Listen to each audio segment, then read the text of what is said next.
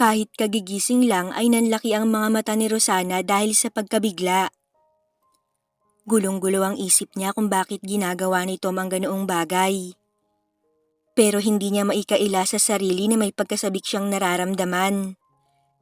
Bumibilis ang tibok ng puso niya sa pananabik, kaya saglit siyang nawala sa sarili. Tom, malambing niyang wika. Tigang na siya. At aaminin niya na kailangan niya ng isang lalaki na magbibigay ng hinahanap niya. Ngunit habang lumalalim ang kanilang yakapan, unti-unti siyang nakaramdam ng guilt. Lalo na nang makita niya ang wedding picture ng anak niyang si Andrea kasama si Tom. Paano niya nagawang mag-enjoy sa nangyayari? Tumigil ka nga, Tom. Lasing ka lang. Pakiusap niya sa manugang habang pilit niya itong tinutulak palayo. Ngunit malakas si Tom kaya nahirapan siyang labanan ito. Rosana, please. Hinihingal na wika ni Tom. Ngunit alam niyang kailangan niyang lumaban. Alang-alang sa kanyang anak. Buong lakas niyang itinulak si Tom kaya nagawa niyang tumayo. Ramdam na ramdam niya ang malakas na tibok ng kanyang puso. Halo-halong emosyon ang bumalot sa kanya. Pagkatapos pakalmahin ang sarili ay tumingin siya kay Tom ng malungkot. Hindi pwedeng mangyari ang gusto mo, Tom. Matulog ka na at sana'y kalimutan na natin to. Mariing wika niya sa manugang na medyo nanginginig pa ang boses. Nang hindi ito kumibo ay dumiretso na siya sa kanyang kwarto at napasandal siya sa pinto. Ang kanyang isip ay umiikot sa halo-halong emosyon. Alam niyang tama ang ginawa niya. Ngunit hindi niya maalis ang guilt na nararamdaman. Kung bakit nagawa niyang mag-enjoy sa kalingang ibinibigay ni Tom sa kanya kanina. At kung hindi niya pa nakita ang wedding picture ng dalawa ay baka tuluyan na siyang nagpatangay sa gustong mangyari ni Tom. Nang hihina man ay dumiretso na siya sa kama upang matulog. Isang mabigat na buntong hininga ang pinakawalan niya bago niya ipinikit ang kanyang mga mata. Kinabukasan pagkatapos ng kakaibang nangyari ay wala kaming imika ni Tom. Pagkalito ang bumalot sa aking isipan.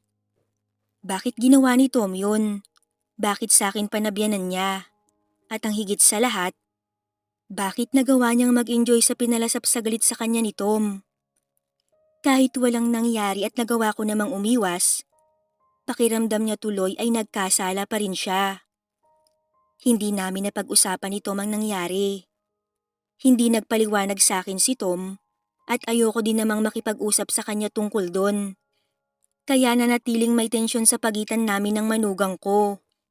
Pero naisip niya na mas mabuti na yung hindi sila mag-usap para maiwasan nila ang isa't isa. Lasing lang si Tom at namimiss niya ang asawa kaya niya nagawa ang bagay na yon. Sabi na lang niya sa sarili na pilit kinukumbinse, nalilipas din ang lahat. Ngunit paano niya makakalimutan ang nangyari? Kung sa tuwina ay napapansin niya ang mga banayad na sulyap na ibinabato sa kanya ni Tom, kapag akala nito ay hindi ako nakatingin. Sinusubukan kong alisin ang kakaibang damdamin na gustong kumawala sa akin. Lagi kong ipinapaalala sa sarili ko na asawa siya ng anak ko at dapat ay maging matatag ako sa tukso bago pa sila mapunta sa kung saan ni Tom.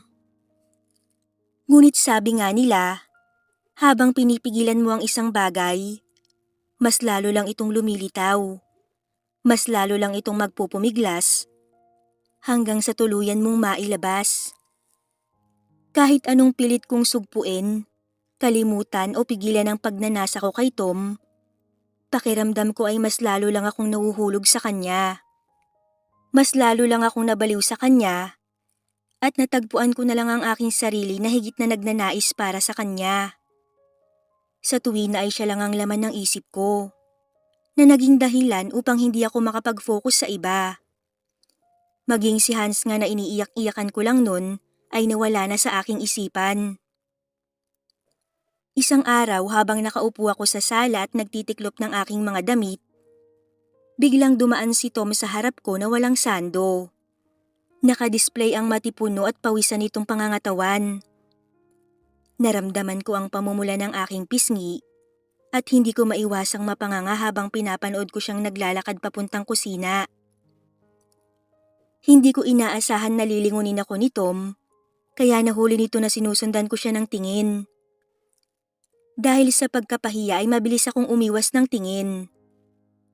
Nang maramdaman niyang nakaalis na si Tom ay hinakot niya lahat ng damit niya at pumasok na sa kwarto niya upang doon na lang magtiklop. Hindi niya kakayanin kung muling dumaan si Tom sa harap niya na gano'n ang itsura. Ilang minuto matapos magtiklop ay nagpasya siya na lumabas ng kwarto. Mabilis siyang naglakad patungo sa banyo. Pero papasok pa lang siya sa kusina ay bigla namang sumulpot sa harap niya si Tom. Ay kabayo! Bulalas niya at muntik nang matumba. Mabuti na lang at nahila siya ni Tom sa braso. Kaya naman napalapit ang katawan nila at napahawak siya sa matipunong dibdib ni Tom. Napasinghap siya dahil naramdaman niya ang bagay na yun. Kasabay nun ay naamoy niya ang preskong amoy ni Tom at narealize niya na bagong ligo pala ito at natatakpan lang ng nakatapis na tuwalya ang ibabang katawan nito. Bakit ka gulat na gulat, ma? Ako lang to. Nangingiting wika ni Tom sa akin. Ikaw naman kasi, Tom. Basta-basta ka na lang sumusulpot. Sagot ko pero hindi makatingin sa kanya. Sa mga oras na yon, ay ang mainit na kamay ni Tom na nakapalibot sa aking bewang ang tanging nasa isip ko. Pasensya na kung nagulat kita. Wika nito na hindi pa rin siya binibitawan. Nang titigan ko si Tom ay nakita ko ang nakakatuksong titig niya sa akin. Nagsubukan kami ng tingin. Pakiramdam ko ay sinusubok niya ako kung bibigay ba ako sa kanya. Ilang saglit pa, akma nitong ilalapit ang mukha nito sa akin. At imbis na umiwas ay napapikit na lang ako. Parang harap-harapan kong sinabi kay Tom na sinusuko ko na ang sarili ko sa kanya. Habang nakapikit ay hinintay kong mangyari kung ano man ang nasa isip kong gagawin ni Tom. Okay ka lang ba, ma? Bulong ni Tom sa akin. Sa sobrang lapit ng mukha niya sa tenga ko, naramdaman ko ang mainit niyang hininga. Napamulat ang aking mga mata na mariing nakapikit at napanganga na lang ako dahil sa tinuran ni Tom. Lalong nag-init ang aking mukha sa sobrang kahihiyan. Akmang kakalas ako sa pagkakayakap niya, pero malakas siya kaya hindi ako nakawala. Marahas ang pagtaas baba ng dibdib ko dahil sa halo-halong emosyon na aking nararamdaman. Napapailing-iling si Tom habang nakangiti. Tila aliw na aliw sa akin. Maya-maya ay muli itong bumulong sa akin. Kung gusto mo talaga, hihintayin kita sa kwarto ko. Ayoko kasing magbago na naman ang isip mo. Baka mamaya sabihin mong pinipilit na naman kita. Sabihin mo lang kung ano ang gusto mo at susundin ko. Bulong nito sa akin saka ako binitawan at nakangiting nilagpasan ako. Naiwan akong natulala dahil sa sinabi ni Tom. Sa kwarto, habang nakahiga ay pabiling-biling ako sa kama. Hindi ako mapakali. Iniisip ko yung sinabi sa akin ni Tom. Alam niya kung ano ang dapat niyang gawin. Dapat niyang kalimutan na ang sinabi ni Tom, pero may parte sa pagkatao ko na iba ang sinasabi. Litong-lito na siya kung ano ang dapat gawin. Habang lumalalim ang gabi, lalong nahihirapan si Rosana na tanggalin sa isip ang alok ni Tom. Ipinikit niya ang mga mata niya at sinubukang tanggalin ang mga bagay na pilit nagsusumiksik sa kanyang isipan. Lahat ng mga bagay na mali pero hindi niya maiwasang pagpantasyahan. Sa dami ng iniisip niya, hindi niya namalayan na nakatulog na siya. Mag-aalas 12 nang magising siya na hinahabol ang paghinga. Dahil sa panaginip na akala mo ay totoo. Sa panaginip niya ay kasama niya si Tom. Nasa kwarto sila nito habang ginagawa ang bagay na yon. At nang magising siya ay nakaramdam siya ng matinding uhaw at init na ramdam niya sa buong katawan niya. Lumabas siya upang uminom ng malamig na tubig, ngunit walang pagbabago. Nanunuyo pa rin ang lalamunan niya. Dismayado ay nagpasya siyang bumalik sa kanyang kwarto. Ngunit sa ibang kwarto siya dinala ng kanyang paa. Namalayan na lang niya na kumakatok na siya sa pintuan ng kwarto ni Tom. Hindi nagtagal ay binuksan yun ni Tom. Kahit madilim ay naaninag ko ang ngiti sa mga labi niya. Tom, mahina akong tawag sa kanya pero hindi ito sumagot. Bagkus ay hinawakan niya ang kamay ko at hinila ko papasok sa kanyang kwarto. Mahabang katahimikan ang namayani sa pagitan namin ni Tom. Sabihin mo kung ano ang kailangan mo. Wika ni Tom sa akin. Kailangan pa ba? Gayong alam kong alam naman niya ang kailangan ko. Nang hindi ako kumibo ay muli siyang nagsalita. Sabihin mo kung ano ang kailangan mo sa akin, Rosana. Napalunok ako nang banggitin ni Tom ang pangalan ko. Alam kong nung mga oras na yon, kailangan ko nang tumakbo, na hindi ko dapat ibuka ang aking bibig. Tom, pumapayag na ako. Hinihingal kong pakiusap sa asawa ng aking anak. Sa sinabi ko ay napangisi ng husto ang manugang ko. Napakagatlabi ako dahil sa paraan ng pagkakatitig niya sa akin. Hiyang-hiya ako sa sarili ko pero hindi ko na talaga kaya. Isang buwan ko nang tinitiis na wag patulan ng mga panunukso niya sa akin. At ngayon, ewan ko kung bakit tuluyan na akong nawala sa katinuan. Ako na mismo ang pumasok sa kwarto nila ng anak kong si Andrea at nagmakaawa na gawin na sa akin ang gusto niyang gawin. Napalunok ako dahil hindi kumikilos si Tom. Ayaw niya na ba? Tom, please. Kailangan kita. Gawin mo na kung anong gusto mo. Nanginginig kong pakiusap. Desidido na ako sa gusto kong mangyari. Kailangan nang mawala tong kating nararamdaman ko. Wala naman magiging problema basta hindi malalaman ng aking anak. Isang beses lang. At pagkatapos nun, mapapanatag na ang aking kalooban. Nakaramdam ako ng excitement nang tuluyang bumangon si Tom. Sobrang lapit ng mukha niya sa akin. Ano, Rosana? Lahat ng gusto kong gawin? Hindi mawala ang ngiti sa labi ng lalaki. Tila tinutukso pa ako. Napayuko ako dahil hiyang-hiya ako sa pagkakatitig niya sa akin. Ngunit hinawakan niya ang baba ko at inangat yun. Sumagot ka, Rosana. Naaaliw na wika ng aking manugang. Matagal akong hindi kumibo at parang ayoko nang magsalita. Sa totoo lang ay parang gusto ko nang tumalikod kay Tom at umalis ng mga oras na yun. Pero hindi ko kaya dahil matindi yung nararamdaman kong pagkail. Pero kung hindi pa rin ako magsasalita, alam kong patuloy lang akong tutuksohin ni Tom. Oo, Tom. Lahat ng gusto mong gawin sa akin. Mahina akong wika. Pero ayoko naman nun. Kung ako lang ang may gusto. Dapat lahat ng gagawin ko gusto mo rin. Bulong niya sa akin habang hinahaplos ang aking braso. Ilalapit niya ang kanyang muka, pagkatapos ay ilalayo rin. Talagang pinapasabik niya ako ng husto. Gusto ko, Tom. Nauutal kong wika. Ano ang gusto mo? Tanong niya ulit sa akin. Dahil sa panunukso sa akin ni Tom ay tuluyan na akong nawala sa aking sarili. Naligaw na ang kamay ko sa bagay na alam kong makakapagbigay sa akin ng ibang klaseng ligaya. Nakita kong nagulat si Tom sa ginawa ko. Ito ang gusto ko. At lahat ng gagawin mo. Pagkasabi ko nun ay sakalang kumilos ang lalaki. Napapikit na lang ako at hinayaan siyang dalhin ako sa kung saan pareho kami mag-e-enjoy. Noong una ay maingat pa si Tom. Pero hindi nagtagal ay naging marahas na ang bawat kilos niya. Pati ang pananalita niya ay marahas din. Ngunit ewan ko ba kung bakit bawat salitang sasabihin sa akin ni Tom ay mas lalong nagliliyab ang katawan ko sa init at excitement.